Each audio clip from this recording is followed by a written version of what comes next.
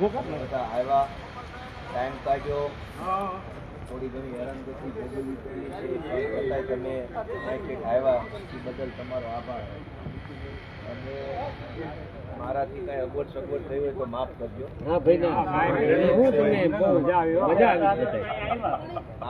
આજે વેતરણ સાંભળો, આજે આ પ્રદર્શનમાં વેતરણ વિખાઈ ગઈ, નકર આટલી હરિયાપાટી હોય જ બધું સીધું જ હોય, ટાઈમ ટુ ટાઈમ જ હાલે.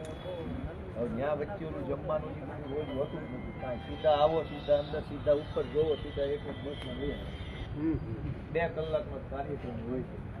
આજ આપણા વારામાં જ આવ્યો એટલે બધી વેતરણ થોડી વિખાણ, એમાં તમારે કઈ અગવડતા ભોગવવી પડી હોય તો દુઃખ ન લગાડતા.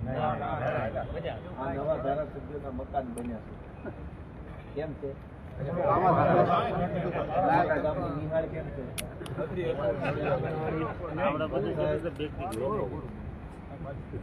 આવું છે ત્યાં કેવું છે?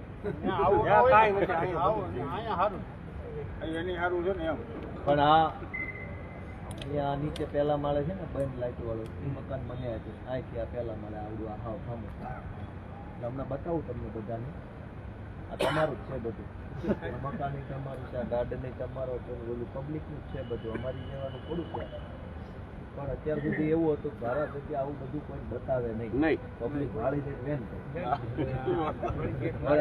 ખબર પડી જાય તો વેન તો થવાનું. આવું સારું હોય તો કોને વેન ન થાય?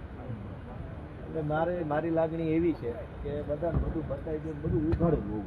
કઈ સામી વાત અને તમારી સામે બધું ઉઘાડવું હોય તો તમે સારી રીતે નક્કી કરી શકો ને. બટન દબાવતા પહેલા ઉઘાડવું હોય ખબર પડે કયું દબાવીએ. હવે મજાની વાત એ છે સમજવાની કે આ આખું બિલ્ડિંગ ખાલી છે, ઓલું આખું ખાલી છે, ઓલું આખું ખાલી છે. ભવિષ્યમાં કોઈ સમયે ધારાસભ્યની સીટો વધે તેદી જેટલા ધારાસભ્યો થશે એના મકાન અત્યારથી રેડી છે. 27માં કદાચ નહીં થાય, 28માં સીટી વધશે નહીં. સાંભળો હું છે એ પેલા સમજો. લગભગ વધવાના તો નથી મારી ગણતરી પ્રમાણે, પણ ધારો કે વધશે તો એ 2 વર્ષ પછી વધવાના છે. એની સુવિધા ઉભી કરી નાખી. આપણા ઘરે જેટલા છોકરા જન્મે છે એ સરકારી ચોપડે લખાય છે કે આખા ગુજરાતમાં કેટલા જઈલા. એ મોટા થાય તેથી ભણવા હાટું કેટલી નિહાળ જોશે, કેટલી બસો જોશે, કેટલી યુનિવર્સિટીઓ જોશે, કેટલા દવાખાના જોશે એ ખબર જ છે. વિસાવદરમાં જેટલા છોકરા જન્મે કે જુનાગઢ જિલ્લામાં, એટલે સાંભળો ને ભાઈ, કેમ આમ કરો? જુનાગઢમાં